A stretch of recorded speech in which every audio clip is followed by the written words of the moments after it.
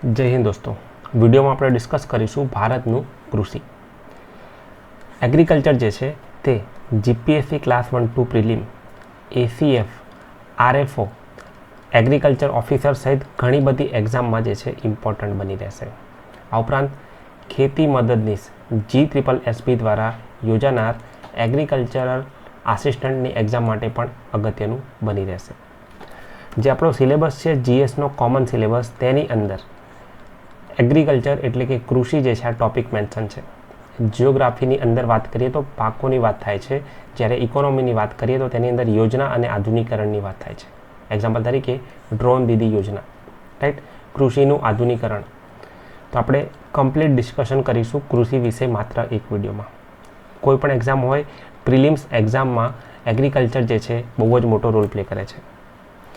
Discuss કરીશું વિડીયોની અંદર ભારતમાં કૃષિના પ્રકાર, ભારતમાં ખેતી, ભારતમાં કૃષિ પદ્ધતિઓ, ભારતમાં અલગ અલગ પ્રકારના પાક જોવા મળે છે, રાઈટ. તેની અંદર પાકની વેરાયટી, તેની વિશેષતા શું છે, કયા રિજિયનમાં જોવા મળે છે, અગત્યની ક્રાંતિ, અલગ અલગ રેવોલ્યુશન્સ, અગાઉની પરીક્ષામાં પૂછાયેલા પ્રીવિયસ યર ક્વેશ્ચન, ભારતમાં સિંચાઈ અને કૃષિનું આધુનિકરણ.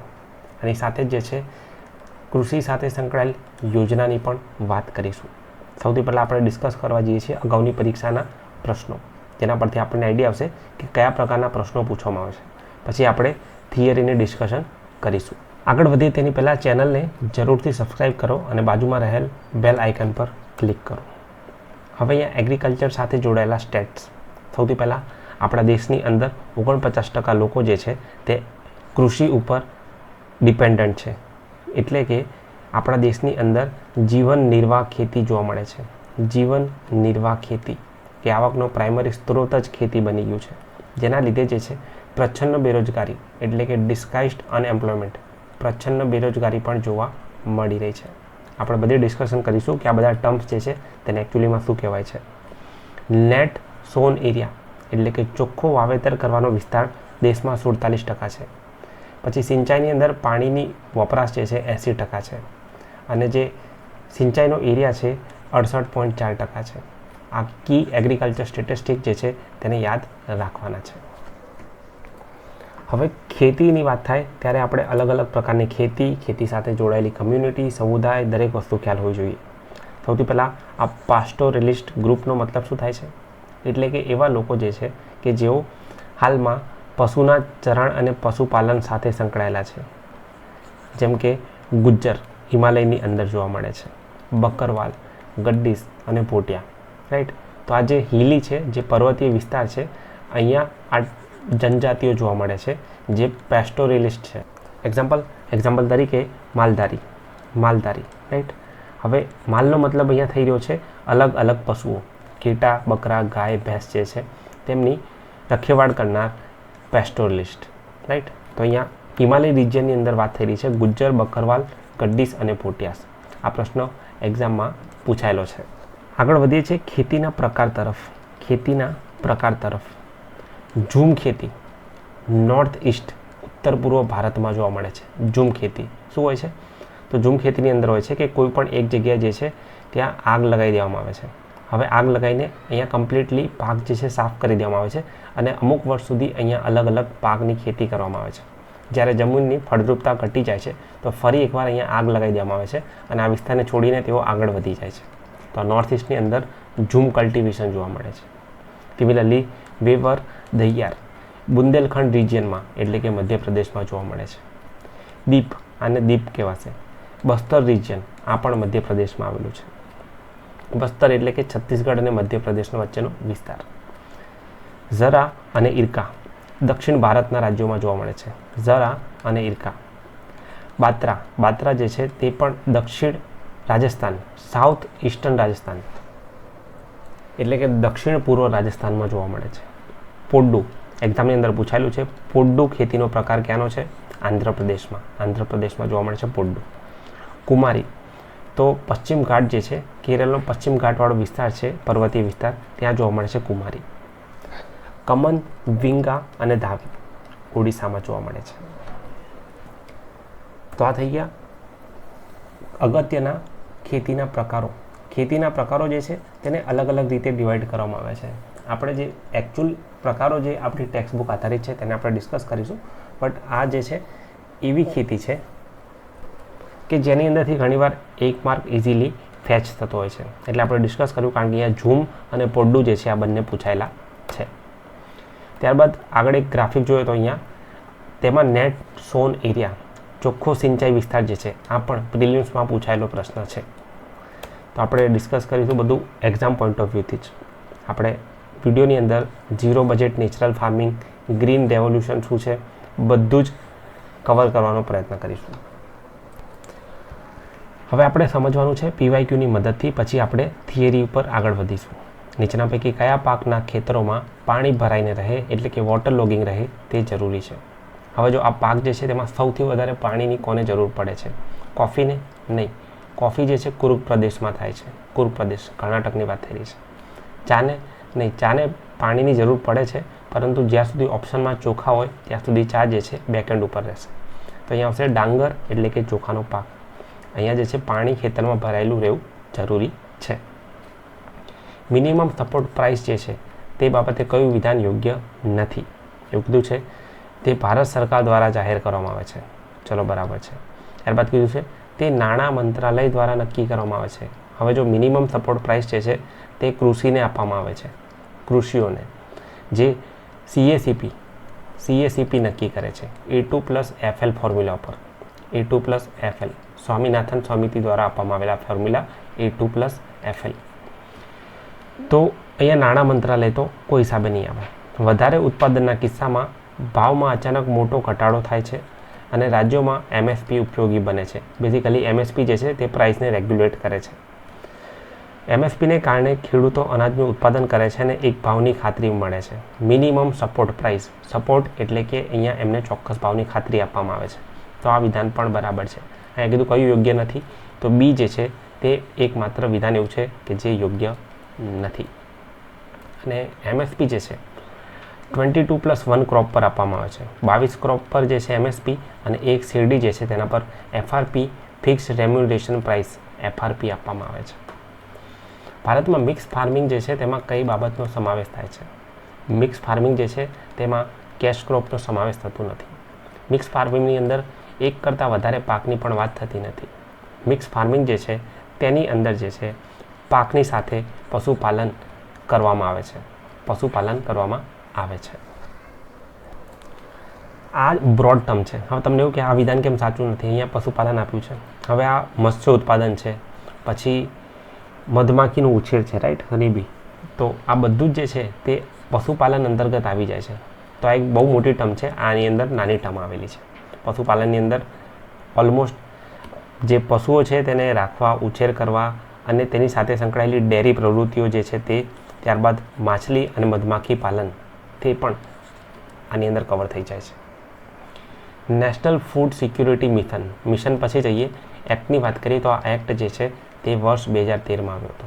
વર્ષ 2013માં મિશન હેઠળ ચોક્કસ ખેતીવાડી પાકોને પ્રોત્સાહન આપીને ઉત્પાદકતા વધારવા માટે કયા પાકોનો સમાવેશ કરવામાં આવેલ છે? ઘઉં છે, ચોખા છે, કઠોળ છે, રોકડિયા એટલે કે કેશ ક્રોપ પણ છે. એટલે કે આ બધા જ છે. જો આ બધા જ છે તો જવાબ અહીંયા સી સાચો છે. આ બધા જ છે એટલે સી સાચો છે. બેઝિકલી અહીંયા આ સી ઓપ્શન શું કહી રહ્યો છે? A અને B બંને. A અને B બંને. હવે તમારી સામે એક પ્રશ્ન એ થતો હશે કે આ ઘઉં કઈ જગ્યાએ થાય છે, ચોખા કઈ જગ્યાએ થાય છે, રોકડિયા પાક કયા કયા છે અને કઠોળમાં કોનો સમાવેશ થાય છે? તો આ બધું જ જે છે થિયરી પાર્ટમાં આપણે ડિસ્કસ કરીશું. પ્રેરી શાના માટે ફેમસ છે? તો પ્રેરી જે છે વાણિજ્યિક અનાજની ખેતી માટે ફેમસ છે. વાણિજ્યિક અનાજની ખેતી માટે ફેમસ છે. નેક્સ્ટ છે વેરી વેરી ઇમ્પોર્ટન્ટ, વડરાડ સાબરકાંઠામાં આવેલું છે, કુકમા કચ્છમાં આવેલું છે. તો તે નીચેનામાંથી કોનું સેન્ટર ઓફ એક્સિલન્સ છે? Centre of excellence. તો આ કચ્છ જે છે, કચ્છની અંદર જે છે ખલેલા જોવા મળે છે. ખલેલા એના પરથી જ અહીંયા ક્વેશ્ચનનો આન્સર સોલ્વ થાય છે. ખલેલા જે છે તે ખારેકનું બીજું નામ છે. તો કચ્છમાં જોવા મળે છે ખારેક અને સાબરકાંઠાના વડરાડ જે છે અહીંયા શાકભાજી જોવા મળે છે. જવાબ આવશે એ, શાકભાજી, વડરાડ, કુકમા, ખારેક. સેન્ટર ઓફ એક્સિલન્સ COE જોવા મળે છે. આગળ વધીએ. યોગ્ય કયું છે? સામાન્ય, અથવા આકાશીય ખેતીમાં જુવાર, બાજરી, મકાઈ જેવા પાકો થાય છે. કરેક્ટ. ઘઉંના પાક માટે સૂકી ખેતી લાયક જમીન ઘણી ઉપયોગી છે. આ પણ કરેક્ટ છે. સિંચાઈની ખેતીથી શેરડી, કપાસ, શણ અને ડાંગર જેવા પાકોનું ઉત્પાદન વધે છે. સિંચાઈ છે એટલે કે પાણીની જરૂર પડી રહી છે. આ બધા ક્રોપ્સને પાણીની વધારે જરૂર રહે છે. કરેક્ટ. બાગાયતી ખેતીમાં ચા, કોફી જેવા પાકોનો સમાવેશ થાય છે. યસ, આ ટી, કોફી અને કોકો આ બધું જે છે બાગાયતી ખેતીમાં હોય છે. આ વિધાન જે છે કરેક્ટ છે. ખેતી ક્ષેત્ર કયા પ્રકારની બેકારી અથવા બેરોજગારી જોવા મળે છે? વિડીયોના સ્ટાર્ટિંગમાં મેં તમને જણાવ્યું હતું કયા પ્રકારની બેરોજગારી અથવા બેકારી જોવા મળે છે. હવે જો આના માટે એક કન્સેપ્ટ સમજી લઈએ.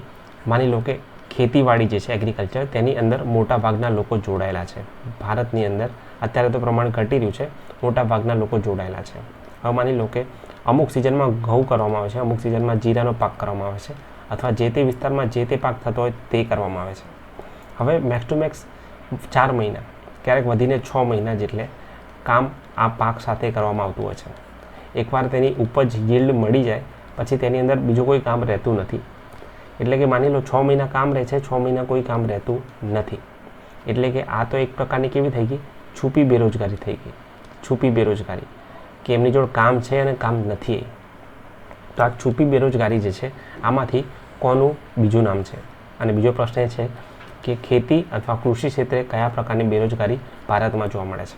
તમારે જવાબ જે છે કમેન્ટ સેક્શનમાં જણાવવાનો છે. A, B, C કે D? ચલો. રાષ્ટ્રીય કૃષિ નીતિ વર્ષ 2000માં આવી હતી. તે કોને જમીન સુધારણા માટે પગલાં તરીકે અગત્યતા આપે છે? તો તે જમીન ખાતાઓના એકત્રીકરણને જમીન સુધારણા માટેના પગલાં તરીકે અગત્યતા આપે છે. રાષ્ટ્રીય કૃષિ વિકાસ યોજના કયા ઘટકોનો સમાવેશ કરે છે? વિચ કમ્પોનન્ટ્સ જે ઇન્ક્લુડેડ ઇન રાષ્ટ્રીય કૃષિ વિકાસ યોજના, RKVY એનું શોર્ટ નામ છે. ખેતીનું યાંત્રિકીકરણ કરવાનું છે. યસ. પશુપાલન અને મત્સ્ય વિકાસ. યસ. ખેડૂતોને અભ્યાસ પ્રવાસ કરવાનો છે. આ બધા જ વિધાન કેવા છે? આ બધા જ વિધાન કરેક્ટ છે રાષ્ટ્રીય કૃષિ વિકાસ યોજના અંતર્ગત. કૃષિ સાથે સંકળાયેલી એક અગત્યની યોજના છે નમો ડ્રોન દીદી. 15 દિવસની તાલીમ, ડ્રોન ઉપર 80% સબસિડી અને લોન માટે 3% વ્યાજ આપવામાં આવે છે. આ કૃષિ સાથે સંકળાયેલી અગત્યની યોજના જે છે, આવી જ તમામ અગત્યની યોજના છેલ્લા 6 મહિનાના ગુજરાત પાક્ષિકના ડિસ્કશનમાં આપણે ઓલરેડી ડિસ્કસ કરી ચૂક્યા છીએ, જેનો વિડીયો જે છે ચેનલ ઉપર અવેલેબલ છે. આ ઉપરાંત ગુજરાત પાક્ષિક હાઇલાઇટેડ જે છે તમે ટેલિગ્રામ ચેનલમાં જઈને ડાઉનલોડ કરી શકો છો. હવે આપણે વધીશું આગળ થિયરી પાર્ટ તરફ. સૌથી પહેલાં છે કૃષિના પ્રકારો. એમાં છે જીવન નિર્વાહ ખેતી. હવે આઝાદી પછી આયોજન પંચે ઘણી બધી યોજના અમલમાં લાવી, છતાં જે ખેડૂત છે તેની આર્થિક સ્થિતિ નબળી જ રહી.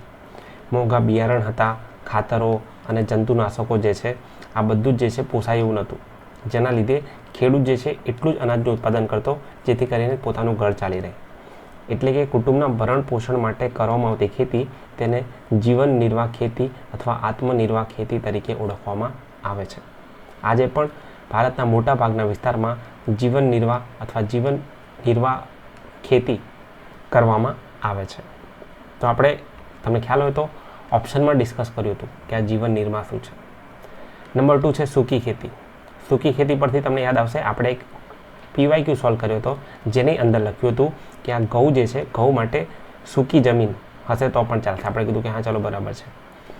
તો સૂકી ખેતીની વાત કરીએ, વરસાદ ઓછો પડે, સિંચાઈની સગવડ જે છે અપૂરતી હોય અથવા માત્ર વરસાદ આધારિત જ ખેતી થતી હોય અને આવા વિસ્તારોમાં માત્ર જમીનમાં સંગ્રહાયેલા ભેજના આધારે એક જ પાક લેવામાં આવે તો તેને સૂકી ખેતી કહેવામાં આવે છે. સૂકી ખેતી જે છે આની અંદર જે પાક છે તેને પાણીની જે જરૂર છે એ ખૂબ જ ઓછી હોય છે. એક્ઝામ્પલ તરીકે મિલેટ્સ. હવે આ મિલેટ્સ કોને કહેવામાં આવે છે? આ મિલેટ્સ જે છે તે છે જુવાર, બાજરી અને કઠોળ. આ બધા મિલેટ્સ છે. જુવાર, બાજરી, રાગી, કોદરી આ બધું જ મિલેટ્સ છે. ત્યારબાદ છે કઠોળ એટલે કે પલ્સીસ. પાણીની ઓછી જરૂરિયાત હોય છે, ખૂબ જ ઓછી જરૂરિયાત હોય છે. વાત કરીએ ગુજરાતની તો ગુજરાતના ભાલ પ્રદેશમાં ચોમાસું પૂરું થયા બાદ ભેજવાળી જમીનમાં ઘઉં અને ચણાનો પાક લેવામાં આવે છે. આ થઈ ગયું સૂકી ખેતી. નંબર 3 છે આદ્ર ખેતી. હવે આ સૂકી એટલે ડ્રાય હતું, તો એનાથી એક્ઝેક્ટ ઓપોઝિટ આર્દ્ર ખેતી એટલે કે ભીની ખેતી. વરસાદનું પ્રમાણ વધુ છે, સિંચાઈની સગવડ સારી છે, તો આવી બધી જગ્યાએ જે છે આર્દ્ર ખેતી, ભીની ખેતી કરવામાં આવે છે, જેની અંદર ડાંગર એટલે કે ચોખા, શેરડી, કપાસ, ઘઉં અને શાકભાજીની ખેતી કરાય છે. તમે જોઈ શકો છો સૂકી ખેતી કે જ્યાં વરસાદ ઓછો છે અને આર્દ્ર ખેતી જ્યાં વરસાદ વધારે છે, બંને જગ્યાએ ઘઉં જોવા મળે છે.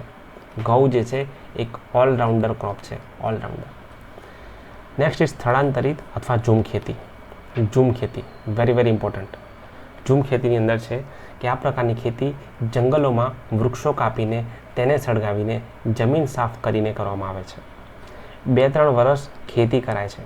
જમીનની ફળદ્રુપતા એકવાર ઘટી જાય તો આ વિસ્તારને છોડી દઈને બીજી જગ્યાએ આ જ ખેતી શરૂ કરવામાં આવે છે, જેને સ્થળાંતરિત ખેતી અથવા ઝૂમ ખેતી કહેવામાં આવે છે. અહીંયા ધાન્ય પાક અથવા શાકભાજી જે છે ઉગાડવામાં આવે છે. બટ આનું નેગેટિવ પોઈન્ટ એ છે કે ખેતીમાં ઉત્પાદન ખૂબ જ ઓછું થાય છે. અત્યાર સુધી જે આપણે ખેતી જોઈ એમાં ઉત્પાદન સારું હતું, પરંતુ ઝૂમ ખેતીની અંદર ઉત્પાદન ઓછું થાય છે અને સમય સાથે ઉત્પાદન જે છે ઘટતું પણ જોવા મળે છે. બાગાયતી ખેતી. બાગાયતી ખેતી એક ખાસ પ્રકારની ખેતી છે જેમાં રબર, ચા, કોફી, કોકો. ધ્યાનથી જુઓ, ચા અને કોફી. ચા અને કોફી આપણે હમણાં તો ડિસ્કસ કર્યા. ચા અને કોફી બાગાયતી ખેતીના પ્રકારો છે. એની અંદર એડ કરવાનું છે રબર, કોકો, નાળિયેર ઉપરાંત સફરજન, કેરી, સંતરા, દ્રાક્ષ, આંબળા, લીંબુ, ખારેક, ખલેલા વગેરે ફળો. હવે આ ખારેક માટે સેન્ટર ઓફ એક્સિલન્સ ક્યાં આવેલું છે? ખારેક માટે સેન્ટર ઓફ એક્સિલન્સ કચ્છમાં આવેલું છે, કચ્છમાં, રાઈટ. નેક્સ્ટ છે સઘન ખેતી. સઘન ખેતીનું બીજું નામ વ્યાપારી ખેતી પણ છે. હવે સિંચાઈની સુવિધા વધી ગઈ છે, ખાતરો મળે છે, કીટનાશકો મળે છે, અલગ અલગ ટેકનોલોજી આવી ગઈ છે, તો આ બધાનું ઇન્ટિગ્રેશન કરીને જે ખેતી કરવામાં આવે છે તેને સઘન ખેતી કહેવામાં આવે છે. આ ખેતીમાં રોકડિયા પાકોનું વાવેતર કરવામાં આવે છે. આ રોકડિયા પાક એટલે કે કેશ ક્રોપ, જેને આપણે થોડી વારમાં ડિસ્કસ કરવા જઈ રહ્યા છીએ. હેક્ટર દીઠ ઉત્પાદનમાં ખૂબ જ વધારો થાય છે. કેમ? કારણ કે અલગ અલગ ફર્ટિલાઇઝર, અલગ અલગ મશીનો યુઝ કરવામાં આવે છે તેના લીધે. અને આ ખેતી હેઠળ જેટલું પણ વાવેતર થાય છે તે સતત વધતું જાય છે. આર્થિક વળતરને મહત્ત્વ આપવામાં આવે છે, એટલે કે અહીંયા જે છે પ્રોફિટની જ વાત કરવામાં આવે છે, જેથી તેને વ્યાપારી ખેતી કહેવામાં આવે છે. કોને? સઘન ખેતીને, સઘન ખેતીને. મૂવિંગ ઓન ટુ કૃષિ પદ્ધતિઓ. Very very important. કૃષિ પદ્ધતિઓ એટલે શું? તો અલગ અલગ કૃષિ પદ્ધતિ છે, જેમાં સૌથી પહેલાં આપણે વાત કરીશું સજીવ ખેતીની. સૌથી પહેલાં આ સજીવ ખેતી એટલે શું? હાલમાં ખૂબ જ ટ્રેન્ડિંગ છે અને ન્યૂઝમાં પણ વારંવાર જોવા મળે છે. Zero budget natural farming, organic farming, આ રીતના વર્ડ્સ. જો શું થયું છે, જમીનની ઉત્પાદકતા અને ફળદ્રુપતા જે છે ઘટી રહ્યા છે. પાકનું ઉત્પાદન અને ગુણવત્તા જે ક્વોલિટી છે એ ઘટી ગઈ છે. તમે ક્યાંક ને ક્યાંક સાંભળ્યું હશે કે હવે શાકભાજી અને ફળોમાં જે છે પહેલાં જેવો ટેસ્ટ આવતો નથી. કેમ? કારણ કે ફર્ટિલાઇઝરનો યુઝ થઈ રહ્યો છે. તો એને જ કાઉન્ટર કરવા માટે આવી ગયું છે સજીવ ખેતી. સજીવ ખેતી એટલે ખેતીની એવી પદ્ધતિ જેમાં યુરિયા કે બીજા કોઈપણ પ્રકારના કેમિકલ અથવા ફર્ટિલાઇઝર, જંતુનાશકોનો ઉપયોગ કરવામાં આવતો નથી. તો કોનો ઉપયોગ કરવામાં આવે છે? છાણિયું ખાતર, અળસિયાનું ખાતર, કમ્પોસ્ટ ખાતર, આ બધાનો યુઝ કરવામાં આવે છે. આ ઉપરાંત સંરક્ષણ માટે એટલે કે પાકની આજુબાજુ જે છે તે એન્ટીબેક્ટેરિયલ પ્રોપર્ટી બનાવવા માટે ગૌમૂત્ર, લીમડાનું દ્રાવણ, છાશ વગેરે વાપરવામાં આવે છે. સજીવ ખેતી જૈવિક ખેતીની પેદાશો પોષણયુક્ત હોય છે અને તેની અંદર ખનિજ એટલે કે મિનરલ્સ, વિટામિન અને ન્યુટ્રિશન જે છે ખૂબ જ વધુ પ્રમાણમાં હોય છે. એનો ટેસ્ટ પણ એકદમ મસ્ત હોય છે. તો બેઝિકલી આની ડિમાન્ડ એટલી વધારે છે, ડિમાન્ડ વધારે છે તેના લીધે ખેડૂતોને તેનું વળતર પણ સારું મળે છે. ઘણા બધા મહાનગરોમાં દર રવિવારે સિટીની અંદર એક પોઈન્ટ ઉપર ફિક્સ એક હાટ બજાર ભરાય છે, જ્યાં માત્ર ને માત્ર ઓર્ગેનિક શાકભાજી સેલ કરવામાં આવે છે, જેને સરકાર દ્વારા પણ સપોર્ટ કરવામાં આવી રહ્યો છે. ત્યારબાદ છે ટકાઉ ખેતી, સસ્ટેનેબલ ખેતી. બેઝિકલી આમાં શું થાય છે, જમીનની ફળદ્રુપતા જે છે લાંબા સમય સુધી જળવાઈ રહે તે માટે પાકની ફેરબદલી એટલે કે રોટેશન કરવામાં આવે છે. વારે વાર એકને એક પાક લેવામાં આવે તો ફળદ્રુપતા ઘટી જાય છે. આ રોટેશન કરવાના લીધે ટકાઉ ખેતી એટલે કે લાંબા સમય સુધી ખેતી કરી શકાય છે. અને તેની અંદર જૈવિક નિયંત્રક અને જળ સંરક્ષણ વગેરે બાબતો ધ્યાને લેવામાં આવે છે. નેક્સ્ટ છે મિશ્ર ખેતી. મિશ્ર ખેતી એટલે મિક્સ્ડ ફાર્મિંગ. કોનું મિક્સર? ખેતી અને પશુપાલનનું. ખેતી અને પશુપાલનનું. તમે જોઈ શકો છો આપણે આ ક્વેશ્ચનને રિસેન્ટલી ડિસ્કસ કર્યો. ખેતી અને પશુપાલનનું મિક્સચર. હવે જો પશુપાલનમાં મરઘા, બતક ઉછેર, મધમાખી અને મત્સ્ય ઉછેર આ બધાનો સમાવેશ થાય છે. That's it.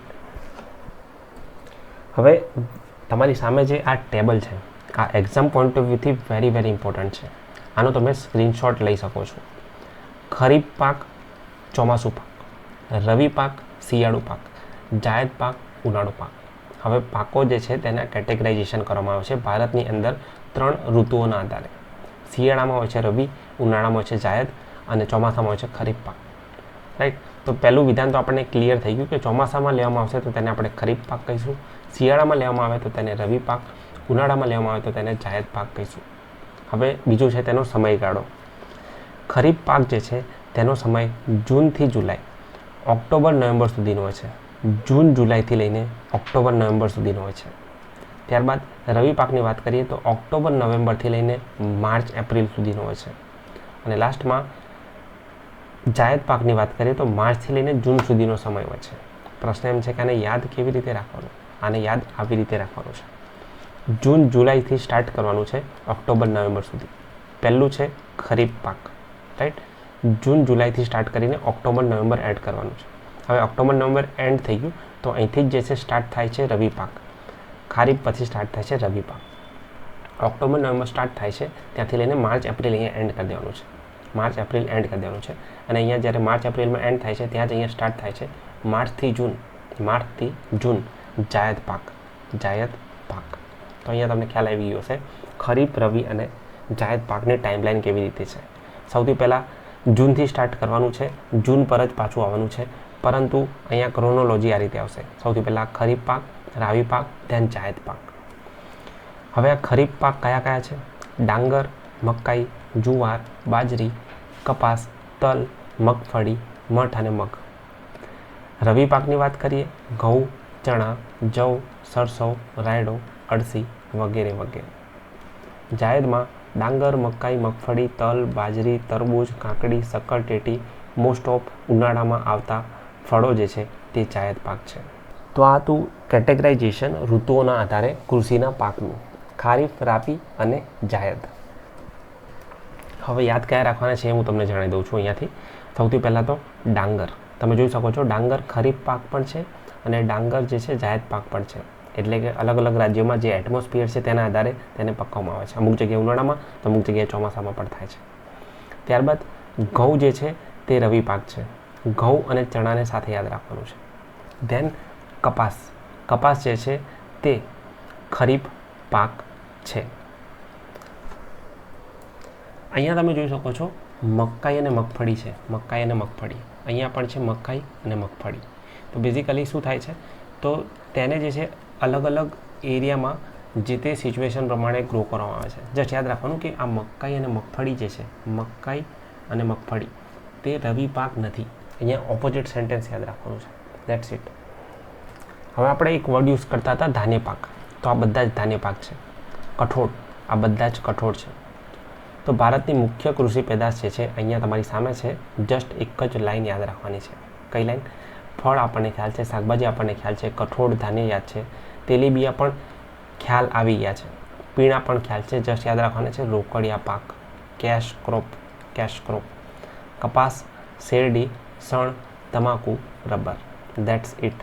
આટલા જ નામો યાદ રાખવાના છે.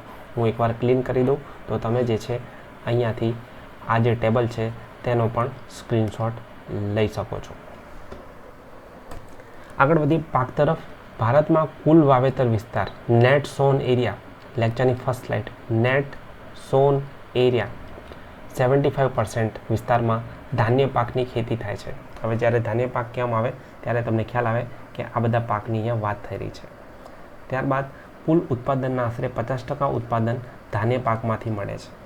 હવે આપણે એમાં સૌથી પહેલાં અને સૌથી ઇમ્પોર્ટન્ટ પાકની વાત કરીશું જે છે ડાંગર, જેને તમે રાઈસ, ચોખા અને ભાત તરીકે ઓળખો છો. ડાંગર એ સૌથી મહત્ત્વપૂર્ણ ધાન્ય પાક છે. વિશ્વની મોટાભાગની વસ્તી જેની અંદર ટોપ 2 કન્ઝ્યુમર ઇન્ડિયા અને ચાઇના છે. ડાંગરના ઉત્પાદનમાં વિશ્વમાં ચાઇના પછી ભારતનો ક્રમ આવે છે. ભારતના સ્પેશિયલ રાઈસ છે જેનું નામ છે બાસમતી. ભારત હેવીલી એક્સપોર્ટ કરે છે. ઇવન સૌથી વધારે ભારત બાસમતી રાઈસનું જ એક્સપોર્ટ કરે છે. ભારતના કુલ વાવેતર વિસ્તારના ચોથા ભાગ પર ડાંગર રોપવામાં આવે છે. કુલ વાવેતરના વિસ્તારના ચોથા ભાગ પર એટલે કે 25% એરિયામાં ડાંગરની ખેતી કરવામાં આવે છે. ડાંગર એ કેવો પાક છે? ડાંગર એ ઉષ્ણકટિબંધીય પાક છે. ઉષ્ણકટિબંધીય પાક છે. વધુ ઉત્પાદન માટે ગરમ અને ભેજવાળી આબોહવા, લઘુત્તમ 20 સેલ્સિયસ તાપમાન, કાપની ફળદ્રુપ જમીન, એલ્યુવિયલ સોઇલ અને 100 સેન્ટીમીટરથી વધુ વરસાદ જરૂરી છે. આ થઈ ગયા તેના criteria which is very important. ઓછા વરસાદવાળા વિસ્તારો પંજાબ, હરિયાણા, યુપીમાં સિંચાઈથી આ પાક લેવામાં આવે છે. કેમ? હવે અહીંયા કીધું છે કે તેને વોટર લોગિંગ, પાણી ભરાયેલું જોઈએ જ. તો અહીંયા 100 સેન્ટીમીટરથી વધુ વરસાદ હોય ત્યાં તો વાંધો નથી, ત્યાં પાણી મળી રહેશે. પરંતુ પંજાબ, હરિયાણા અને ઉત્તર પ્રદેશમાં જે છે અહીંયા નદીઓ મોટા પ્રમાણમાં જોવા મળે છે, હિમાલયન રિવર્સ, એટલે અહીંયા જે છે સિંચાઈથી આ પાક લેવામાં આવે છે. ડાંગરની ખેતીમાં માનવ શ્રમ વધુ જરૂર રહે છે. પશ્ચિમ બંગાળ, તમિલનાડુ, આંધ્રપ્રદેશ, તેલંગાણા, બિહાર, ઓડિશા મુખ્ય ઉત્પાદક રાજ્યો છે. પશ્ચિમ બંગાળ, ઉત્તર પ્રદેશ, આંધ્રપ્રદેશ, બિહાર, ઓડિશા, તમિલનાડુ વગેરે રાજ્યો જે છે વર્ષમાં 2 થી 3 વાર ડાંગરનો પાક લે છે.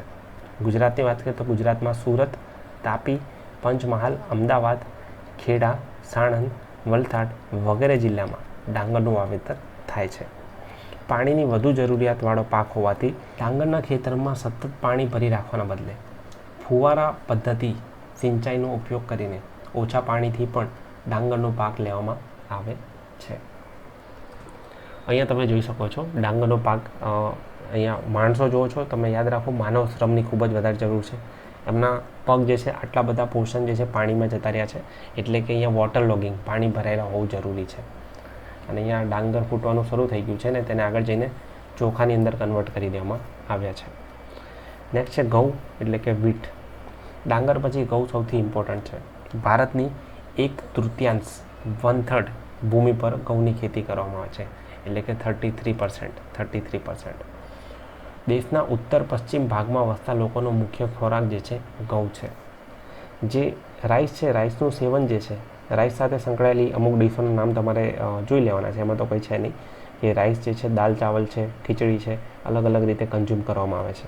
જ્યારે ઘઉં જે છે તેનો સૌથી વધારે ઉપયોગ રોટીમાં થાય છે, ત્યારબાદ પકવાન અને મિષ્ટાનમાં થતો હશે. તો બેઝિકલી ઉત્તર પશ્ચિમ ભારતમાં ઘઉં કન્ઝ્યુમ વધારે કરવામાં આવે છે, જ્યારે ડાંગર, રાઈસ, ચોખા જે છે તે દક્ષિણ ભારતમાં, એમ તો સમગ્ર ભારતમાં, પરંતુ સૌથી વધારે દક્ષિણ ભારતમાં કન્ઝ્યુમ કરવામાં આવે છે. વાત કરીએ ઘઉંની તો ઘઉં જે છે એ સમશીતોષ્ણ કટિબંધીય રવિ પાક છે. તો પછી આ ડાંગર કેવો પાક હતો? આ ડાંગર જે છે ઉષ્ણકટિબંધીય પાક હતો. ઉષ્ણકટિબંધીય પાક. અને ડાંગર જે છે તે ગમે તે પાક હોય પરંતુ તે રવિ પાક તો નથી જ. હવે ગમે તે પાક એટલે કે બાકીના 2 ટાઈપ હતા તે. પહેલો કયો ટાઈપ હતો? ખારીફ, પછી રવિ, તેન જાયદ. મેં કીધું રવિ પાક તો નથી જ. તો 2 ટાઈપ તો આપણી જોડે વધ્યા છે. સમશીતોષ્ણ કટિબંધીય રવિ પાક ઘઉં છે. ઘઉંના પાક માટે કાળી અથવા ફળદ્રુપ ગોરાળુ જમીન જરૂર પડે છે. ડાંગરના પાક માટે એલ્યુવિયલ એટલે કે કાંપવાળી જમીનની જરૂર પડે છે. 75 સેન્ટીમીટર વાર્ષિક વરસાદ. 50 થી 75 લખ્યું તો પણ ચાલશે. 50 થી 75. અને અપર લિમિટ શું છે? અપર લિમિટ છે 100 સેન્ટીમીટર. 100 સેન્ટીમીટરથી વધુ વરસાદવાળા વિસ્તારોમાં ઘઉંનું વાવેતર થતું નથી. ઘઉંની ખેતીમાં યાંત્રિકીકરણ થયું હોવાથી શ્રમિકોની ઓછી જરૂર પડે છે. હરિયાળી ક્રાંતિ બાદ ઘઉંનું ઉત્પાદન લગભગ બમણું થઈ ગયું છે. આ હરિયાળી ક્રાંતિ જે છે 1960ના દાયકામાં થઈ હતી, જેના માટે MS સ્વામીનાથન જવાબદાર છે. MS સ્વામીનાથન, જેમને મેક્સિકોથી HYB હાઈ ઈલ્ડ વેરાયટી ભારત લાવી હતી. ઘઉંની ખેતી મુખ્યત્વે પંજાબ, હરિયાણા અને પશ્ચિમ ઉત્તર પ્રદેશમાં થાય છે. 75 વરસાદ, 100થી વધુ હોય તો નહીં ચાલે, અને વિસ્તાર છે પંજાબ, હરિયાણા અને પશ્ચિમ ઉત્તર પ્રદેશ. દેશમાં કુલ ઘઉં ઉત્પાદનના 2/3 ભાગ આ રાજ્યોનો હોય છે. કયા? આ 3 રાજ્યોનો. આ રાજ્યોમાં સિંચાઈની સગવડ હોવાથી ત્યાં હેક્ટર દીઠ ઉત્પાદન વધારે થાય છે. ઇવન હવે જો આ સિંચાઈની સગવડ જે છે એની અંદર શું થઈ રહ્યું છે, ઘણા બધા ખેડૂતો જે છે નદીની સાથે સાથે ભૂગર્ભ જળનો પણ ઉપયોગ કરે છે. હવે આ ભૂગર્ભ જળ જે છે તેની અંદર હોય છે સોલ્ટ અને ફ્લુરોઇડ્સ. તો આ ક્ષારના લીધે જમીન જે છે જમીનની ગુણવત્તા ઘટી રહી છે, ડિગ્રેડેશન થઈ રહ્યું છે. એટલે કે પાક જે છે તેની પણ ગુણવત્તા ઘટી જાય છે અને જેટલો પાક મળવો જોઈએ તેટલી yील्ड મળતી નથી. આ પ્રોબ્લેમ હાલમાં પંજાબ અને હરિયાણા ફેસ કરી રહ્યું છે. પંજાબમાં નહેરોના પાણીના લીધે ઘઉંનો વિપુલ એટલે કે બહુ જ મોટા પ્રમાણમાં પાક થાય છે. એટલે તો પંજાબને ઘઉંનો કોઠાર તરીકે ઓળખવામાં આવે છે. આ ઉપરાંત MP, રાજસ્થાન, ગુજરાત, મહારાષ્ટ્ર, બંગાળ જે છે અહીંયા પણ ઘઉંનું વાવેતર થાય છે.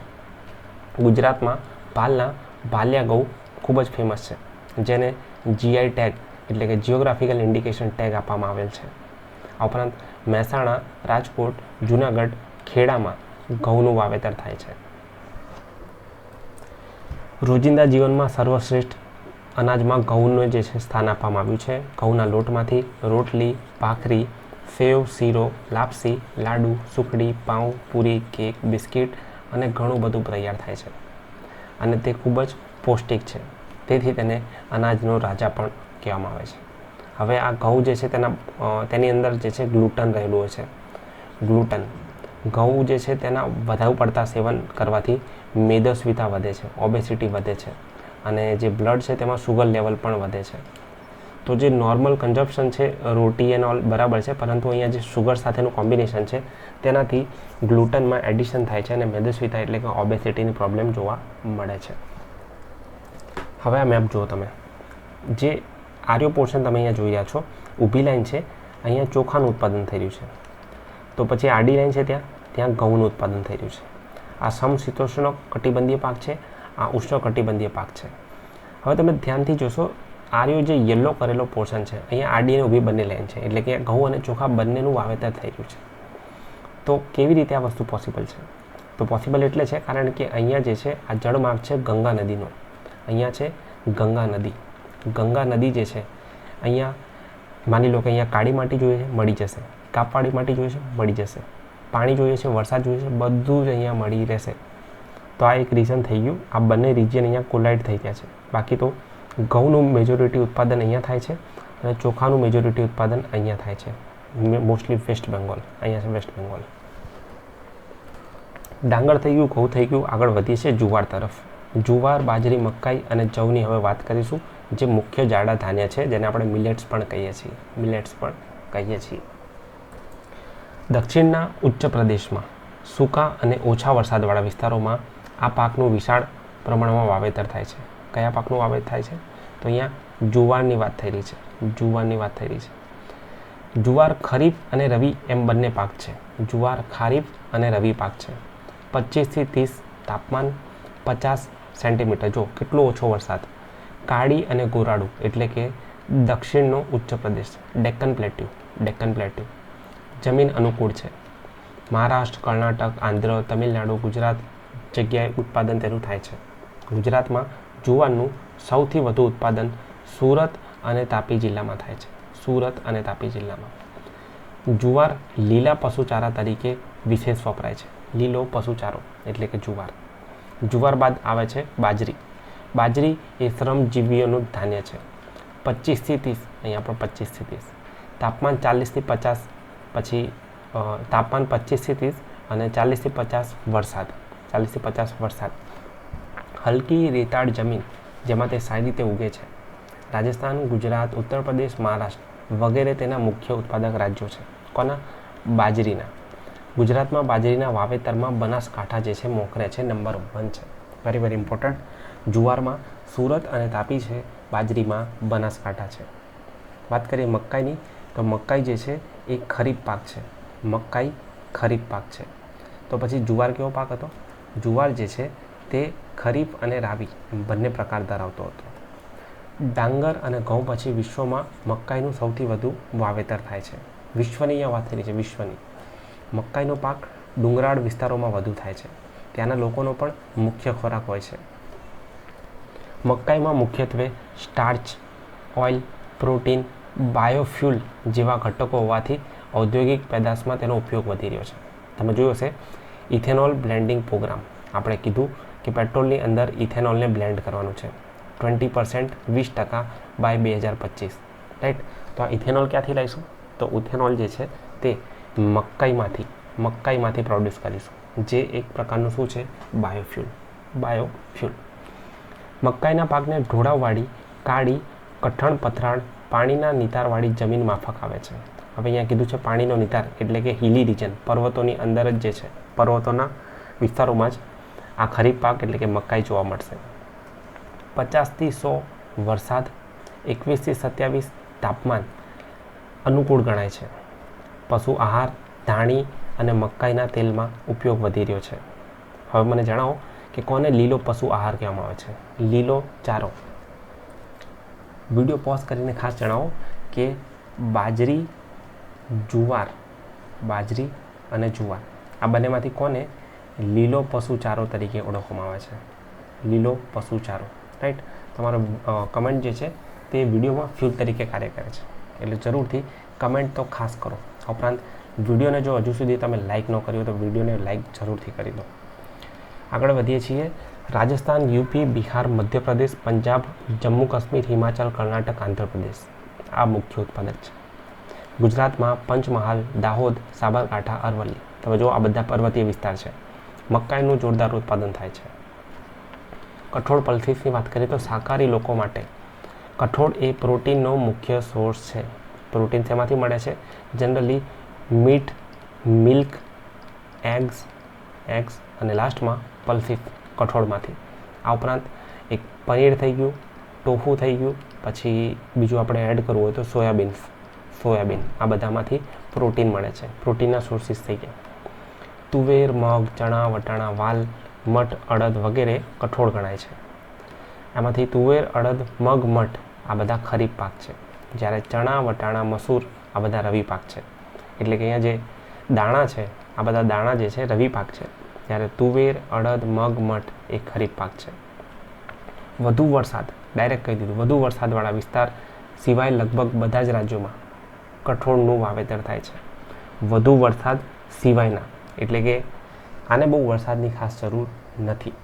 મધ્યપ્રદેશ, રાજસ્થાન, ઉત્તર પ્રદેશ, મહારાષ્ટ્ર, ઓડિશા, બિહાર, આંધ્રપ્રદેશ મુખ્ય ઉત્પાદક રાજ્યો છે.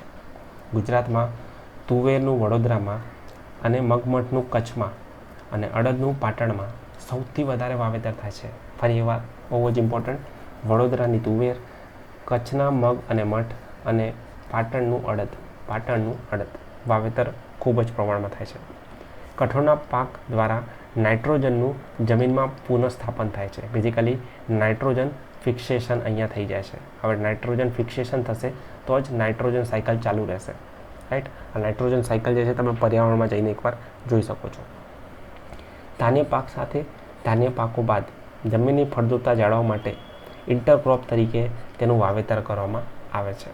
કઠોળ જે છે તેને વાવવાથી નાઇટ્રોજન ફિક્સ થઈ જાય છે, જેથી કરીને આ જે જમીન જે છે તેની ફળદ્રુપતા જાળવી શકાય છે. તો આ થઈ ગયું પલ્સીસ કઠોળ. ચેનલ પર એક વિડીયો મળશે જેમાં આપણે અગત્યના દિવસોની વાત કરી છે. અગત્યના દિવસોમાં વિશ્વ કઠોળ દિવસ, વર્લ્ડ પલ્સીસ ડેની પણ વાત કરી છે, રાઈટ. તો એ વિડીયો તમે ત્યાં જઈને જોઈ શકો છો અથવા કમેન્ટમાં જણાવી શકો છો આ વર્લ્ડ પલ્સીસ ડે ક્યારે ઓબ્ઝર્વ કરવામાં આવે છે. ગુજરાતમાં વવાતા તૃણ ધાન્ય એટલે કે નાગલી એટલે કે રાગી જે છે તેમાં ગુજરાતનું સ્થાન ખૂબ જ આગળ છે. નાગલી ડુંગરાળ પ્રદેશમાં આદિવાસીઓ જે છે તેમનો મુખ્ય ખોરાક છે.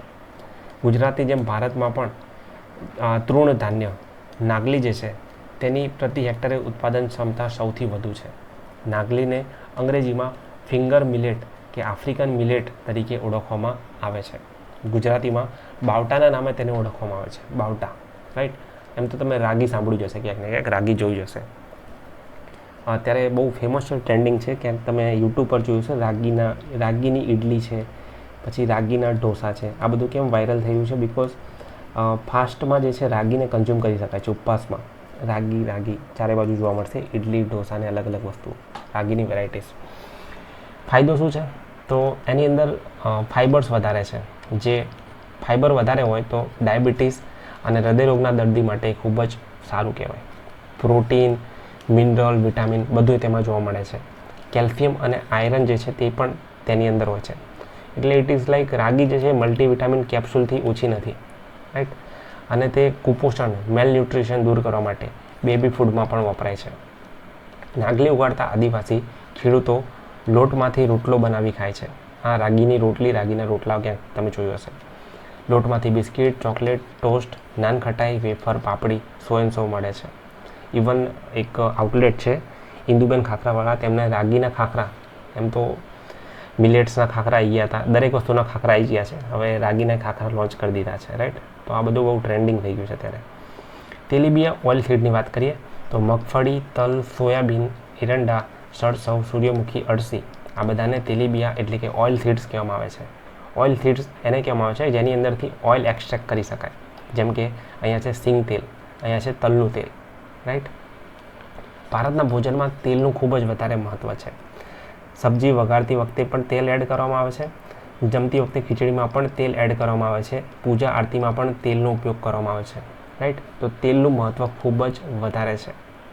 આ ઉપરાંત દાણામાંથી તેલ કાઢી લીધા બાદ આ જે ખોળ વધે છે તે પશુના ખોરાક માટે અને સેન્દ્રિય ખાતર માટે તે વપરાય છે. નેક્સ્ટ છે વેરી ઇમ્પોર્ટન્ટ મગફળી, ગ્રાઉન્ડનટ. મગફળી તેલીબિયા પાકમાં મહત્ત્વનું સ્થાન ધરાવે છે. મગફળીના પાકને કાળી, કસવાળી, ગોરાડું, લાવાની, રેતી મિશ્રિત અને પાણી ભરાઈ ન રહે તેવી 20 થી 25 તાપમાન, 50 થી 70 વરસાદ ધરાવતું જમીન ક્રાઇટેરિયા છે તેની. સિમ્પલ યાદ રાખો, મગફળી જે છે, ગ્રાઉન્ડનટ જે છે, તેના માટે બ્લેક સોઇલ, કાળી જમીનની જરૂર પડે છે. 20 થી 25 તાપમાન અને 50 થી 70 વરસાદ તેને જરૂર પડે છે. સૌથી વધારે ભારતની અંદર જે છે ઉત્પાદન ગુજરાત જ કરે છે. ગુજરાત કોટન કિંગ છે અને ગ્રાઉન્ડનટ પણ કિંગ છે. જૂનાગઢ, ગીર સોમનાથ, અમરેલી, રાજકોટ, ભાવનગર વગેરે જિલ્લામાં મગફળી વવાય છે. ગુજરાતમાં ખાદ્ય તેલ તરીકે સિંગ તેલ જે છે વિશેષ ઉપયોગમાં લેવાય છે. રાજ્યોની વાત કરીએ તો ગુજરાત, આંધ્ર, તમિલનાડુ, મહારાષ્ટ્ર મુખ્ય ઉત્પાદક રાજ્યો છે. આગળ વાત કરીએ તલની.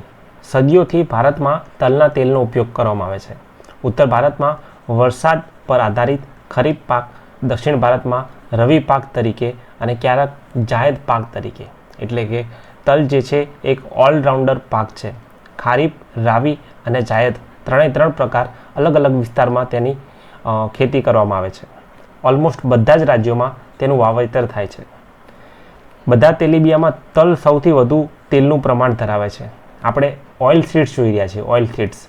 તો આ ઓઇલ સીડ્સ જે તેલીબિયા છે તેમાં સૌથી વધારે ઓઇલનું પ્રમાણ જે છે તે તલ ધરાવે છે. દુનિયાના લગભગ દરેક ભાગમાં ખાદ્ય તેલ તરીકે તે વપરાય છે. ગુજરાત, તમિલનાડુ, પશ્ચિમ બંગાળ, કર્ણાટક, મધ્યપ્રદેશ મુખ્ય ઉત્પાદક રાજ્ય છે. ગુજરાત સમગ્ર દેશમાં તલના ઉત્પાદન અને વાવેતરમાં પ્રથમ ક્રમાંકે છે. ગુજરાતમાં સૌથી વધુ વાવેતર બનાસકાંઠામાં થાય છે. બનાસકાંઠામાં તલનું સૌથી વધુ વાવેતર થાય છે. ભારત વિશ્વમાં તલની સૌથી વધુ નિકાસ કરતો દેશ છે. આ વાત કરી તલ એટલે કે તિલ. સરસવ, મસ્ટર્ડ એક રવિ પાક છે. ઉત્તર ભારતનો મહત્વનો તેલીબિયા પાક છે. સરસવના બીજ તેના મેડિસિનલ, ઔષધીય તેમજ ખાદ્ય તેલ તરીકેના ઉપયોગ લેવામાં આવે છે. રાજસ્થાન, યુપી, હરિયાણા, બંગાળ, ગુજરાત, મધ્યપ્રદેશ મુખ્ય ઉત્પાદક રાજ્યો છે. સરસવ કેવો પાક છે? સરસવ એક રવિ પાક છે. નાળિયેરની વાત કરીએ. નાળિયેર દરિયાકાંઠાની ગરમ, ભેજવાળી આબોહવા તથા ક્ષારવાળી જમીનમાં થતો એક બાગાયતી પાક છે. કેવો પાક છે? બાગાયતી પાક છે. બાગાયતી પાકના ઉદાહરણ એક તો થઈ ગયું કોકો, બીજું થઈ ગયું ચા, પછી કોફી અને ત્યારબાદ છે રબર. એક એડ કરી દો જે છે નારિયેળ. ભારતમાં કર્ણાટક, કેરળ, તમિલનાડુ, આંદામાન નિકોબાર નાળિયેરના બગીચા આવેલા છે. હવે આ બાગાયતી પાક છે તો ક્યાં થશે? બગીચામાં. ગુજરાતમાં દરિયા કિનારાના વિસ્તારોમાં પણ નાળિયેરીનું વાવેતર કરવામાં આવે છે.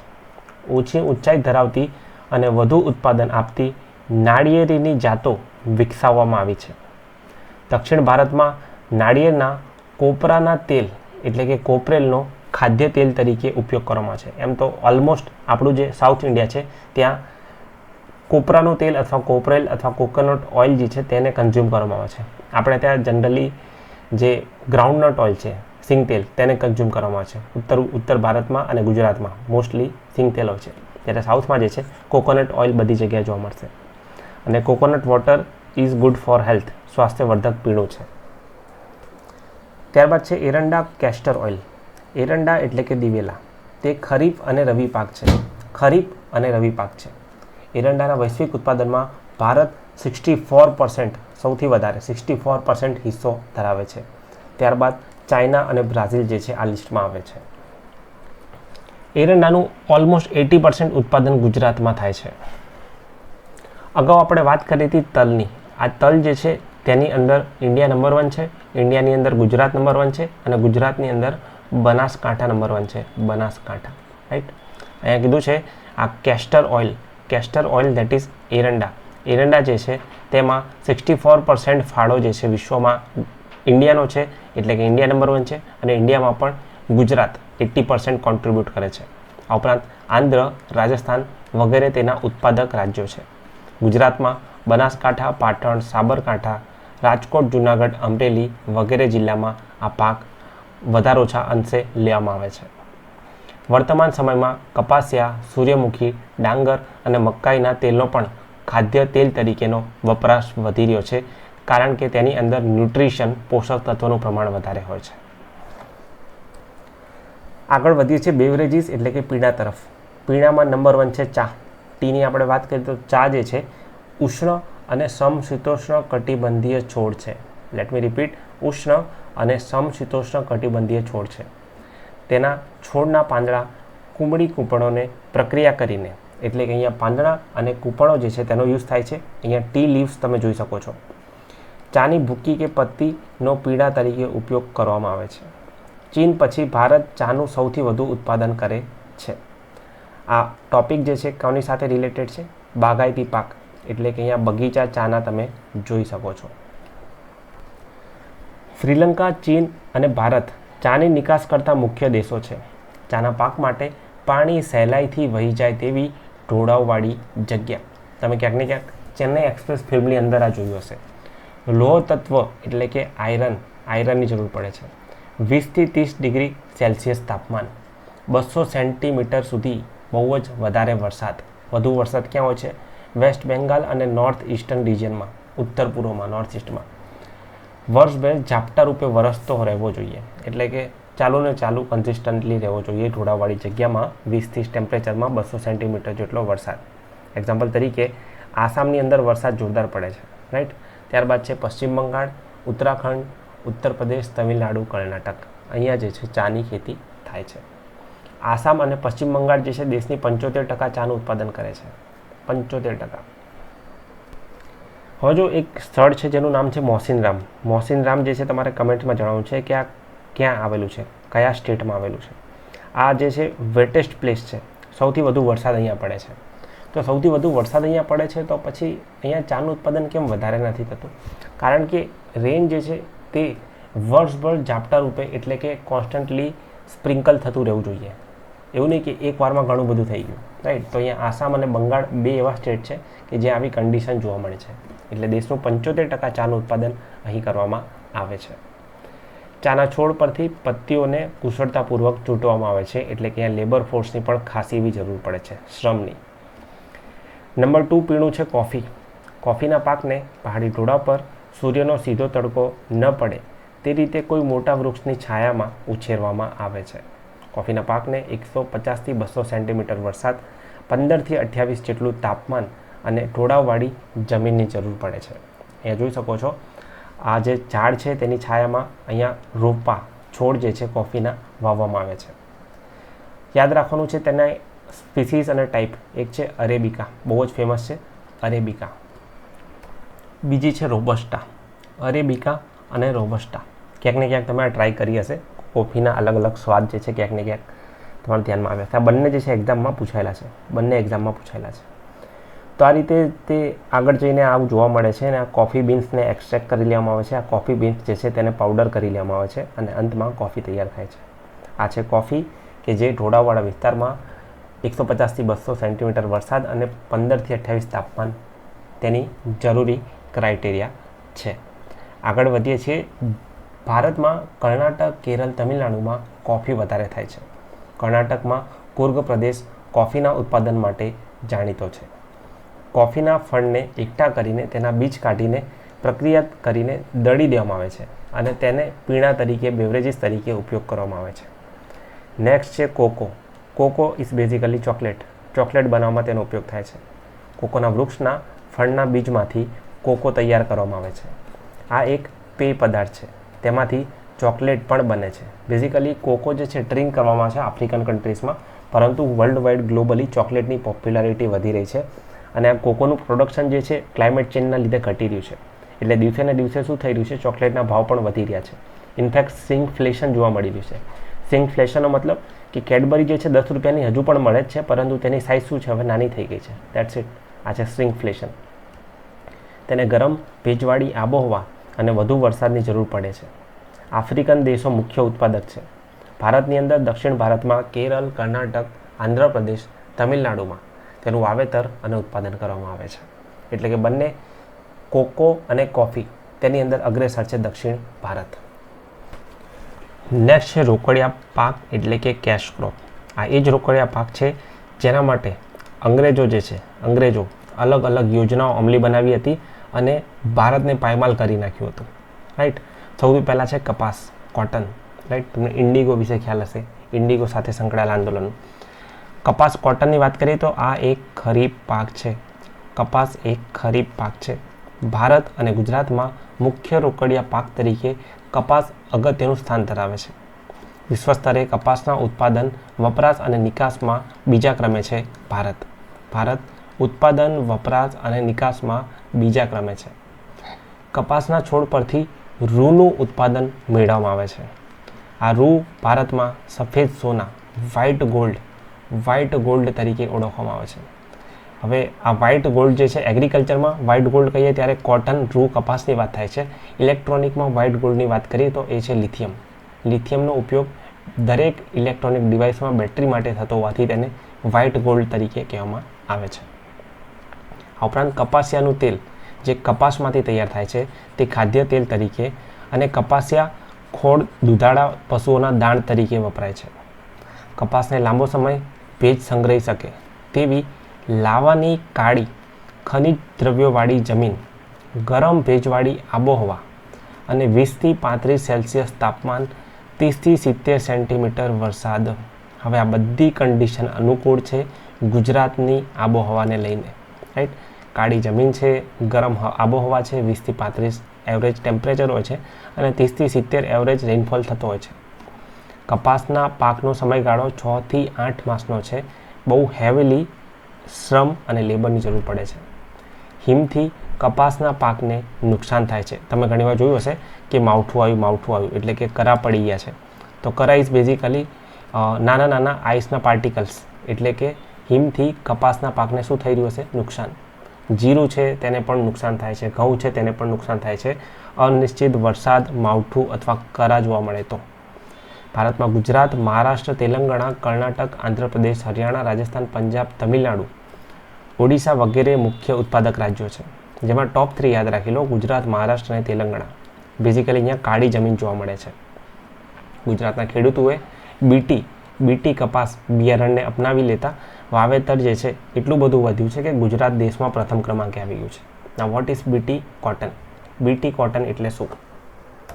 હવે આના માટે એક સ્મોલ સ્ટોરીને સમજવી જરૂરી છે. સૌથી પહેલાં આપણે વાત કરી લઈએ કપાસની. લેટેસ્ટ છે એક અહીંયા આપણે વાત કરીએ બીટી કોટનની. તો આનું નામ છે બેસિલસ થેરેન્જીનસ કોટન, બીટી કોટન. કેમ બીટી કોટનનો યુઝ કરીએ છીએ, કોટનનો નહીં? તો જે કપાસ જે છે તેની ખેતી કરવામાં આવતી હતી તો તેની ઉપર બોલવર્મ નામક જંતુ જે છે એના પર લાગી જતું હતું, જેના કારણે કપાસના પાકમાં નુકસાન થતું હતું અને આર્થિક નુકસાન પણ ખાસો મોટા પ્રમાણે થતું હતું.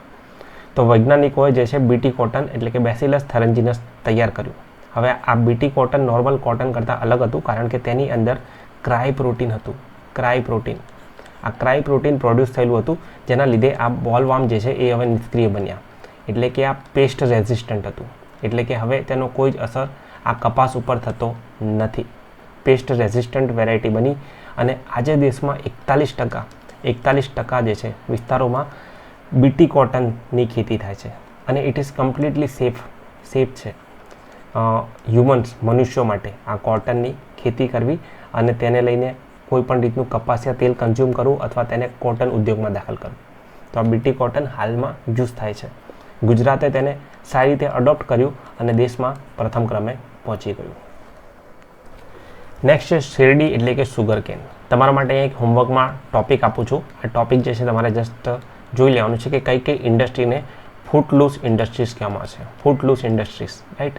આપણે ઓલરેડી PYQ હેક્સ એપ્લિકેશનમાં PYQ હેક્સ, જેની અંદર આપણે 1000 કરતાં વધારે PYQનું એનાલિસિસ કર્યું છે, તેની અંદર આ ફૂટલૂસને ઘણીવાર ડિસ્કસ કરી ચૂક્યા છીએ. તેમાં આપણે શેરડી, ચણા બધાની વાત કરી હતી. શેરડી સુગર કેન જે છે તે ભારતનો એક મુખ્ય પાક છે. વિશ્વમાં વાવેતરની દ્રષ્ટિએ શેરડીનું સૌથી વધુ વાવેતર ભારતમાં થાય છે. બ્રાઝિલ પછી ભારતનો બીજો ક્રમ છે. શેરડીમાંથી ખાંડ, ગોળ, ખાંડસરી, ઇથેનોલ બને છે. શેરડીના પાક માટે મુખ્યત્વે લાવાઇક, નદીઓની કાળી જમીન, ફળદ્રુપ જમીન અને ગરમ ભેજવાળી આબોહવા, 21 થી 27 તાપમાન અને 75 થી 100 વરસાદ, 21 થી 27 તાપમાન, 75 થી 100 વરસાદ જરૂરી છે. ઓછા વરસાદવાળા વિસ્તારમાં સિંચાઈથી આ પાક લેવામાં આવે છે. ભારતની અંદર શેરડી પકવતા મુખ્ય રાજ્યોના નામ આપ્યા છે, પરંતુ આની અંદર ઘણીવાર કોમ્પિટિશન રહે છે ઉત્તર પ્રદેશ અને મહારાષ્ટ્ર વચ્ચે. સમયાંતરે જે છે ક્યારેક મહારાષ્ટ્ર નંબર 1 હોય છે તો ક્યારેક ઉત્તર પ્રદેશ નંબર 1 હોય છે. અત્યારે હાલના ડેટા મુજબ જે છે ઉત્તર પ્રદેશ નંબર 1 છે. એટલે કે દરેક જેટલા પણ પાક છે, ક્રોપ છે, તેના ઉત્પાદનની અંદર રાજ્યો ઉપર નીચે થયા કરે છે. આ એડવાન્સ એસ્ટિમેટ જે છે તે કૃષિ મંત્રાલય, એગ્રીકલ્ચર મિનિસ્ટ્રી દ્વારા પબ્લિશ કરવામાં આવે છે અને તે વારંવાર ન્યૂઝમાં અને કરંટ અફેરમાં પણ જોવા મળે છે. એટલે વન ઓફ ધ રીઝન થઈ ગયું કરંટ અફેર કેમ જરૂરી છે. બીજું રીઝન એ થઈ ગયું કે આ બધા ડેટા જે છે તે ટેલિગ્રામ ચેનલમાં રેગ્યુલરી પોસ્ટ કરવામાં આવે છે, તો ત્યાંથી પણ તમે તેને નોટ કરી શકો છો. શેરડીના વાવેતરમાં ઉત્તર પ્રદેશ મોખરે છે. વચ્ચે એકવાર મહારાષ્ટ્ર મોખરે થઈ ગયું હતું, પરંતુ ખાંડ ઉત્પાદનમાં મહારાષ્ટ્ર પ્રથમ ક્રમે છે.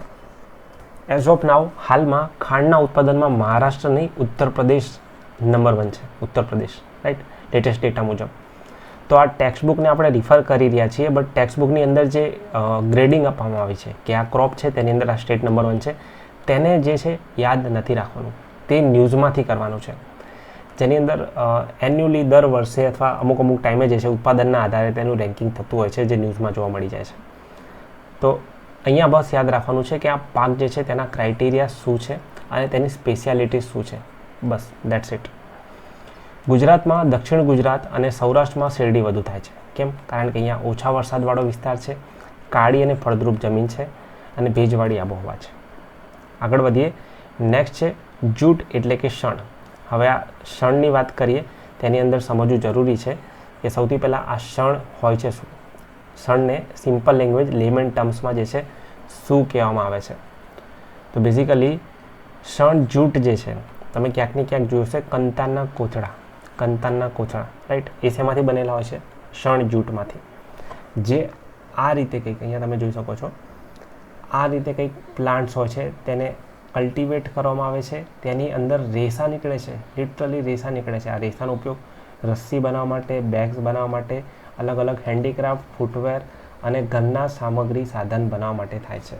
યુસીસની વાત કરીએ તો તેના યુસીસમાં કંતાનના કોથળા, સાદડી, દોરડા, થેલી, પગરખા, હસ્તકલા જે છે વગેરેમાં તેનો ઉપયોગ થાય છે. શણ વેરી ઇમ્પોર્ટન્ટ છે. ભારત હાલમાં પ્રથમ ક્રમાંકે છે. હવે વિશ્વની અંદર ખાલી 2 જ દેશો છે કે જે આ ઉદ્યોગ સાથે બહુ સારી રીતે અટેચ છે. એક છે ભારત. ભારત હાલમાં નંબર 1 છે અને બીજું ભારતનું પાડોશી બાંગ્લાદેશ. બેઝિકલી ઇન્ડિયા જોડે જ શીખ્યું છે. વેસ્ટ બેંગાલ રિજિયનની વાત થઈ રહી છે, કારણ કે વેસ્ટ બેંગાલમાં જ જૂટ પ્રોડક્શન થાય છે, રાઈટ, અને તેની જ બોર્ડર પર બાંગ્લાદેશ કે જ્યાં જૂટ પ્રોડક્શન, શણનું ઉત્પાદન થાય છે. ભારત અને બાંગ્લાદેશ 2 દેશો જે છે શણ ઉત્પાદન સાથે સંકળાયેલા છે, જેમાં નંબર 1 ભારત, નંબર 2 બાંગ્લાદેશ છે. શણના રેસાને ગોલ્ડન ફાઇબર કહે છે. Golden fibre. શણ ઉદ્યોગમાં ભારતની બાંગ્લાદેશના સસ્તા શ્રમ સાથે હરીફાઈ થાય છે. શણના પાકને નદીઓના મુક્ત ત્રિકોણ પ્રદેશની, જ્યાં દર વર્ષે નવો કાપ આવે છે, એટલે કે એસ્ચ્યુરીસની, ફળદ્રુપ જમીન, ગરમ આબોહવા, 30 થી 40 તાપમાન અને 100 થી વધુ વરસાદ. એસ્ચ્યુરી, ગરમ આબોહવા, 30 થી 40 તાપમાન અને 100 સેન્ટીમીટરથી વધુ વરસાદ હોય તેવી જગ્યા સુટેબલ છે શણ માટે. ભારતની અંદર મેં કીધું એ રીતે પશ્ચિમ બંગાળમાં ગંગાનો ડેલ્ટા એટલે કે મુખ્ય ત્રિકોણ પ્રદેશ, ડેલ્ટા એટલે કે મુખ્ય ત્રિકોણ પ્રદેશ, આસામ, બિહાર, ઓડિશા, ઉત્તર પ્રદેશ શણનું ઉત્પાદન કરે છે. તમાકુ, ટોબેકો. તમાકુ એક ખરીફ પાક છે. તમાકુ પાક માટે રેતાળ ગોરાળું જમીન, 20 ડિગ્રી તાપમાન, 100 સેન્ટીમીટર વરસાદ માફક આવે છે. તમાકુના પાક માટે આબોહવા કરતાં જમીન વધુ નિર્ણાયક છે. આબોહવા મેટર નથી કરતી, જમીન મેટર કરે છે. ચાઇના, બ્રાઝિલ, ભારત, અમેરિકા વિશ્વમાં તમાકુના ઉગાડતા અને નિકાસ કરનારા મુખ્ય 4 દેશો છે. ભારતમાં ગુજરાત અને આંધ્ર, મેઇન તો આ બે જ છે. ગુજરાત, આંધ્ર, ઉત્તર પ્રદેશ, કર્ણાટક તમાકુ પકવતા મુખ્ય રાજ્યો છે. ગુજરાતમાં ચરોતરનો પ્રદેશ એટલે કે ખેડા અને આણંદ જિલ્લાની અંદર આ જમીન જે છે રેતાળ અને ગોરાળુ જમીન તમાકુના પાક માટે અનુકૂળ છે. આ ઉપરાંત મહેસાણા, વડોદરા, પંચમહાલમાં વધુ વાવેતર થાય છે. ભારતમાં કુલ બીડી તમાકુ ઉત્પાદનના 80% ગુજરાતમાં થાય છે. તમાકુનો ઉપયોગ ગુટકા, બીડી, સિગરેટ, ચીકણી વગેરે બનાવવા થાય છે. તમાકુનું સેવન આરોગ્ય માટે હાનિકારક છે. તમાકુ ગુટકા પર પ્રતિબંધ મૂકનાર સિક્કિમ પ્રથમ રાજ્ય બન્યું છે. સિક્કિમ એક ઓર્ગેનિક સ્ટેટ પણ પહેલું બન્યું છે. તમાકુ ગુટકા પર પ્રતિબંધ મૂકનાર પ્રથમ રાજ્ય પણ બન્યું છે. Next is rubber. લેટેક્સ કુળના રબરના વૃક્ષમાંથી ઝડતા દૂધ, ક્ષીર એટલે વ્હાઇટ કલરનું લિક્વિડ હોય છે જે ઝાડમાંથી નીકળે છે. તેમાંથી આ રબર તૈયાર કરવામાં આવે છે. આ ઝાડ જે છે તે લેટેક્સ કુળનું હોય છે. રબરના બગીચામાંથી એકત્ર કરેલ દૂધમાં એસિટિક એસિડ મેળવીને ધીમા તાપે ગરમ કરીને રબર બનાવાય છે.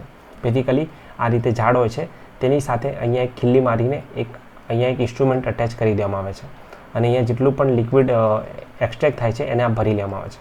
હવે વ્હાઇટ લિક્વિડ જે છે તેને લઈ જઈને એસિટિક એસિડ ભેળવીને ગરમ કરી દેવામાં આવે છે અને ફાઇનલી રબર બને છે. આ રબરનો ઉપયોગ ટાયર ટ્યુબ સહિત અલગ અલગ ઇન્ડસ્ટ્રીઝમાં થતો હોય છે. ગરમ ભેજવાળી આબોહવા, વધુ વરસાદવાળા વિસ્તારોમાં બાગાયતી ખેતી કરવામાં આવે છે રબરની. વિશ્વમાં રબરના ઉત્પાદનમાં મલેશિયા પ્રથમ ક્રમાંકે છે. Very very important. ભારતનો મુખ્ય ઉત્પાદક દેશોમાં સમાવેશ થાય છે. ભારતમાં કેરળ, તમિલનાડુ, કર્ણાટક, આસામ અને ત્રિપુરામાં રબરનું ઉત્પાદન થાય છે. લાસ્ટમાં છે મસાલા. મસાલાની અંદર જીરું, વરિયાળી, ઈસબગુલના ઉત્પાદનમાં વિશ્વમાં ગુજરાત પ્રથમ ક્રમાંક, ભારત નહીં ગુજરાત પ્રથમ ક્રમાંકે છે. 3 નામ છે, very very important. Let me repeat again. અહીંયા કયા નામ છે 3? જીરું, વરિયાળી, ઈસબગુલ. કોણ? ગુજરાત. શેમાં? તેના ઉત્પાદનમાં વિશ્વમાં પ્રથમ ક્રમાંકે છે. આ ઉપરાંત ધાણા, મેથી, રાઈ, સુવા, અજમા આ બધાના ઉત્પાદન અને નિકાસમાં ભારત મોખરે છે. વિશ્વના કુલ મસાલા નિકાસ ઉત્પાદનમાં ભારતનો હિસ્સો 35% છે. ભારતના કાળા મરી, તજ, લવિંગ વગેરે દેશ વિદેશમાં માંગ એટલી બધી હતી કે વાસ્કો દ ગામા ભારત 1498માં કાલિકટ બંદરે આવી પહોંચ્યો હતો. વેમોરીને તેનું વેલકમ કર્યું અને આ પ્રશ્ન રિસેન્ટલી એક્ઝામમાં પણ પૂછી લેવામાં આવ્યો હતો. રાઈટ. તો આ વાસ્કો દ ગામાનું આગમન, આ જે ગરમ મસાલા છે તે યુરોપિયન કન્ટ્રીમાં ઠંડી પડે છે તેની સામે લડવા માટે આપ્યો હતો. તો અહીંથી જે આ લઈ ગયો એના પર તો 600 ગણું પ્રોફિટ એ કમાયો છે. 600 ગણું. ગુજરાતમાં અશ્વગંધા, તુલસી, કરિયાતું, મીંડી, આવડ, સફેદ મૂસળી, મધુનાસિની, અશોક, ગરમલ, લીંડી પીપર, ગળો, કુંવરપાઠું વગેરે મેડિસિનલ પ્લાન્ટ્સ ઔષધીય પાકો છે. તેમજ સુગંધિત પાકોમાં ફુદીનો, મેન્થોલ, પોમરોઝ, લેમન ગ્રાસનો સમાવેશ કરી શકાય છે. રાઈટ. અને લાસ્ટમાં છે ફળો, શાકભાજી અને ફૂલોની ખેતી, જેમાં ફળોના ઉત્પાદનમાં ભારત ચીન પછી બીજા ક્રમે આવે છે. ભારતમાં આ બધા જ ફળો જે છે તેની ખેતી થાય છે અને અહીંયા એક્ઝામ ઓરિએન્ટેડ કોઈ જ ફેક્ટ નથી. હવે આગળ કૃષિમાં ટેકનિકલ સુધારાની વાત થઈ રહી છે. ટેકનિકલ સુધારાની અંદર આ બધી માહિતી જે છે એ મેન્સ માટે ઉપયોગી છે, પ્રિલિમ્સ માટે ઉપયોગી નથી. જસ્ટ આપણને ખ્યાલ હોવો જોઈએ કે આ બધા અહીંયા જે નામ છે તે રાસાયણિક ખાતરો છે, જેમ કે ડીએપી, ડાય અમોનિયમ ફોસ્ફેટ, એનપીકે, નાઇટ્રોજન, ફોસ્ફરસ અને પોટાશ. જેમ કે યુરિયામાં રિસેન્ટલી નેનો યુરિયા ન્યૂઝમાં છે, જે ઇફકો દ્વારા તૈયાર કરવામાં આવશે, ઇફકો દ્વારા. પછી કિસાન કોલ સેન્ટર છે, તેવી જ રીતે કિસાન માટે આઈ ખેડૂત પોર્ટલ છે, એગ્રી માર્કેટ છે. આ ઉપરાંત એપીએમસીની રચના કરવામાં આવી છે. ઈ નામ પોર્ટલ છે, ઈ નામ પોર્ટલ છે. આ ઉપરાંત બીજી એક વસ્તુ કિસાનની અંદર જ યાદ રાખી શકાય છે, જે છે soil health card, soil health card. ત્યારબાદ કૃષિ સાથે સંશોધન સાથે સંકળાયેલી 2 સંસ્થાઓ, ICAR, Indian council of agriculture research, DARE, department of agriculture research and education. આ 2 અગત્યની સંસ્થાઓ. ત્યારબાદ કિસાન ક્રેડિટ કાર્ડ છે, પ્રધાનમંત્રી પાક વીમા યોજના છે, માર્કેટ યાર્ડ છે, આ બધી વાત કરવામાં આવી છે. પરંતુ અહીંયા જે છે ફેક્ટ નથી. તો કૃષિ સાથે સંકળાયેલી તમામ અગત્યની યોજના જે છે તેને આપણે એક અલગ વિડીયોમાં ડિસ્કસ કરીશું. ત્યારબાદ અહીંયા જોઈ શકો છો કીધું છે કે કૃષિ દેશના કુલ ઘરેલું પેદાશ GDPના 73% કોન્ટ્રીબ્યુટ કરે છે. હવે આ બધા ડેટા જે છે ઓલ્ડ થઈ ચૂક્યા છે. એક્ઝામ્પલ તરીકે અહીંયા તમારી સામે આ જે ઇન્ફોગ્રાફિક છે તે કૃષિ મંત્રાલયનો છે કે ભારતમાં અનાજનું વાર્ષિક ઉત્પાદન કેટલું છે અને કયા અનાજનું કેટલું ઉત્પાદન યર ઓન યર થયું છે. આ ડેટા 2014-15 સુધીનો છે અને આ ડેટા ખૂબ જ જૂનો છે. સો કાઇન્ડલી અવોઇડ ધીસ ડેટા. હવે આપણે અહીંયા થોડાક ક્વેશ્ચનની ડિસ્કશન કરી લઈએ. તમારા માટે ક્વેશ્ચન છે જે તમારે ખાસ અત્યાર સુધી જો તમે વિડીયો જોયો તો ખાસ કમેન્ટમાં જણાવો, કારણ કે તમારું કમેન્ટ જે છે વિડીયોમાં ફ્યુલ તરીકેનું કાર્ય કરે છે. સૌથી પહેલાં નેશનલ ફૂડ સિક્યોરિટી એક્ટ કયા વર્ષમાં આવ્યો હતો? તમારી સામે ઓપ્શન છે 2012, 2013, 2014. રાઈટ, કમેન્ટમાં જણાવો નેશનલ ફૂડ સિક્યોરિટી એક્ટ કયા વર્ષમાં આવ્યો હતો.